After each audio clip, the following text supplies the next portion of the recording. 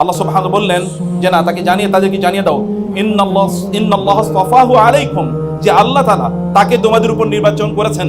ওয়াজাদাহু বাসতাতান feel ইলমি ওয়াল জিসম, আল্লাহ সুবহানাহু ওয়া তাআলা বাসতাতান ফিল ইলম, তার জ্ঞান দিয়েছেন অনেক বেশি, প্রজ্ঞা দিয়েছেন, ওয়াল জিসম, এবং শারীরিকভাবে তাকে শক্তিশালী করেছেন। আল্লাহ সুবহানাহু ওয়া তাআলা জানিয়েছেন মুসা আলাইহিস সালাতু ওয়াস সালামকে কাজের জন্য নিয়োগের ক্ষেত্রে, যখন ওই যে শুআয়ব আলাইহিস সালাতু ওয়াস সালামের কন্যা তার বাবাকে প্রস্তাব করছিলেন, তিনি বলেছিলেন ইন্না খায়রা মান ইস্তাজারতাল কওয়িয়ুল আমিন, আপনি যাকে কাজে নিয়োগ দেবেন তিনি শারীরিকভাবে শক্তিশালী হতে হবে, তার রিলেভেন্ট স্কিল থাকতে হবে, এবং তিনি থাকতে হবে তিনি বিশ্বস্ত হবেন, এরকম হতে হবে।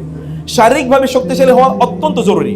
রাসূলুল্লাহ সাল্লাল্লাহু আলাইহি ওয়াসাল্লামের ফুফু সফিয়া রাদিয়াল্লাহু তাআলা আনহা তার ছেলে জুবাইর রাদিয়াল্লাহু তাআলা আনহুকে মদিনার মরুভূমিতে তাকে রেখে আসতেন, মক্কার মরুভূমিতে তাকে ফেলে আসতেন, এবং অন্যরা বলতো আপনি আপনার এই শিশু টেন্ডারলি এইজের এই ছেলেটাকে মরুভূমিতে রেখে আসছেন, ও তো সেখানে অসুস্থ হয়ে যাবে, দুর্বল হয়ে যাবে, মারা যাবে, পানির তৃষ্ণায় তার ক্ষতি হবে। তিনি বলতেন যে আমার এই ছেলে যদি এই মরুভূমি থেকে এই তৃষ্ণাকে পরাজিত করে যদি বের হয়ে না আসতে পারে, তাহলে আমি তাকে আল্লাহর রাস্তায় ব্যবহার করতে পারবো না।